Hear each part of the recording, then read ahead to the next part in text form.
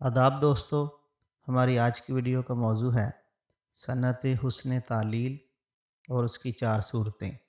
صنعت حسن تعلیل، تعلیل عربی زبان کا لفظ ہے جس کا معنی ہے علت یا وجہ بیان کرنا یا توجیح پیش کرنا۔ حسن تعلیل شعری صنعت ہے جس میں شاعر کسی واقعہ کی اصل منطقی، جغرافیائی یا سائنسی وجہ کو نظر انداز کر کے تخیلاتی، جذباتی اور عین شاعرانہ وجہ بیان کرتا ہے۔ یعنی کسی امر کی ایسی وجہ بیان کی جائے جو در حقیقت اس کی وجہ نہ ہو، حقیقی وجہ کوئی اور ہو یا معلوم ہی نہ ہو۔ ایک مثال ملاحظہ فرمائیں: بے سبب زلزلہ عالم میں نہیں آتا ہے، کوئی بے تاب تہ خاک تڑپتا ہوگا۔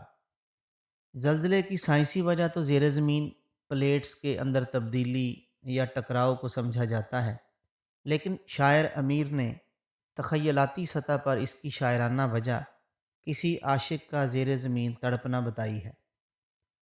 بلاغت نے اس صنعت کے پیدا ہونے کی چار صورتوں کا ذکر کیا ہے۔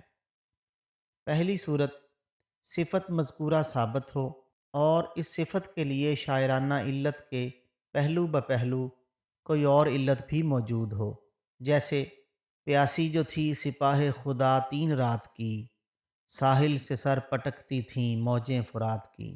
میر انیس نے ساحل سے موجوں کے ٹکرانے کی یہ علت بتائی ہے کہ ہمراہیان حضرت امام حسین رضی اللہ تعالیٰ عنہ کی تشنگی کی وجہ سے بے تاب تھیں۔ اور یہاں دوسری علت بھی موجود ہے، اور وہ یہ ہے کہ ہوا لگنے سے موجیں پانی میں پیدا ہو کر کنارے سے ٹکراتی ہیں۔ ایک اور شعر ملاحظہ فرمائیں: دریا نہ تھمتا خوف سے اس بر کے تاب کے، لیکن پڑے تھے پاؤں میں چھالے حباب کے۔ انیس علی اکبر کی تلوار کی تعریف میں کہتے ہیں کہ دریا اس تلوار کے خوف سے بھاگ جاتا، مگر اس لیے نہ بھاگ سکا کہ اس کے پاؤں میں چھالے پڑ گئے تھے۔ حباب کو شاعر نے دریا کے چھالے فرض کر کے اس کے نہ بھاگ سکنے کی علت قرار دیا ہے، حالانکہ علت حقیقی دوسری یہ ہے کہ دریا چاروں طرف سے اونچی زمین سے گھرا ہوتا ہے، اس لیے اپنا مقام نہیں چھوڑ سکتا۔ صنعت حسن تعلیل کی دوسری صورت یہ ہے کہ وہ صفت ثابت ہو جو شاعر نے ٹھہرائی ہو، مگر صفت مذکورہ کی شاعرانہ علت کے علاوہ کوئی اور علت نہ ہو۔ مثلا گل زمیں سے جو نکلتے ہیں برنگ شعلہ، کون جاں سوختہ جلتا ہے تہ خاک ہنوز۔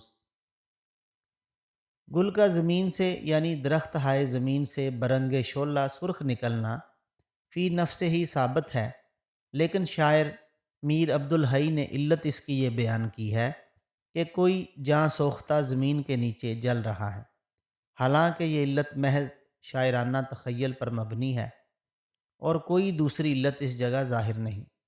ایک اور شعر ملاحظہ فرمائیں: خمیدہ فلک دیدہ و مہر و ماہ سے، جہاں میں تمہاری کمر ڈھونڈتا ہے۔ اس میں شاعر رسا چغتائی نے فلک کے خمیدہ ہونے کی یہ علت بیان کی ہے کہ وہ میرے معشوق کی کمر ڈھونڈنے کے لیے جھکا ہے۔ صنعت حسن تعلیل کی تیسری صورت یہ ہے کہ شاعر نے جو صفت بتائی ہے وہ صفت ثابت نہ ہو، مگر اس صفت کا موجود ہونا ممکن ہو۔ جیسے ایک شعر ملاحظہ فرمائیں: سر پہ آلہ کے بلا آئی تو ادنا بڑھ گیا، دھوپ جب بڑھنے لگی قامت سے سایہ بڑھ گیا۔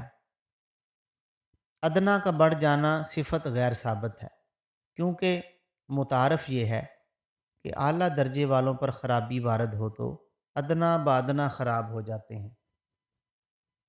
جس چیز کی اعلیٰ زد نہیں اٹھا سکتے، ادنا کب اٹھا سکتے ہیں؟ لیکن یہ امر ممکن ہے، اور اس کی علت دوسرے مصرعے میں بیان کی ہے، اور وہ یہ: جب دن ڈھلنے لگتا ہے تو سایہ قامت سے بڑھ جاتا ہے، اور قامت کے مقابلے میں سایہ ایک ادنا چیز ہے۔ ایک اور شعر ملاحظہ فرمائیں: مرتبہ کم حرص رفت سے ہمارا ہو گیا، آفتاب اتنا ہوا اونچا کہ تارا ہو گیا۔ رفت کی وجہ سے مرتبے کا کم ہونا صفت غیر ثابت ہے، کیونکہ متبادر یہ ہے رفت کی حفظ کرنے سے افزونی ہو، لیکن یہ امر ممکن ہے اور اس کی علت مصرع ثانی میں مذکور ہے، یعنی جب آفتاب اپنی حد سے اور زیادہ اونچا ہو جائے تو البتہ بہت چھوٹا معلوم ہونے لگے گا۔ صنعت حسن تعلیل کی چوتھی صورت یہ ہے کہ شاعر کی بیان کردہ صفت ثابت نہ ہو اور اس کا موجود ہونا بھی محال ہو۔ جیسے شعر ملاحظہ فرمائیں: شہر میں کس منہ سے آئے سامنے تیرے کے شوخ، جھائیوں سے بھر رہا ہے سارا چہرہ ماہ کا۔ چاند کا معشوق سے شرما کر سامنے نہ آنا صفت غیر ثابت اور ممتنع ہے، اور اس کے اثبات و امکان کے لیے چاند کے داغوں کو جھائیاں مان کر اس کی علت قرار دیا ہے۔ ایک اور شعر دیکھیں: ٹلتا ہی نہیں ہجر کا دن، کیا ہی اڑی دھوپ، خورشید قیامت نے میرے گھر میں جڑی دھوپ۔ ہجر کے دن کا نہ ٹلنا محال ہے، کیونکہ زمین یا سورج کی گردش کی وجہ سے ایک حالت پر وقت رہ ہی نہیں سکتا، مگر پچھلے مصرعے میں اس بات کو ثابت کرنے کے لیے علت بنائی ہے۔ بہت شکریہ دوستو، والسلام۔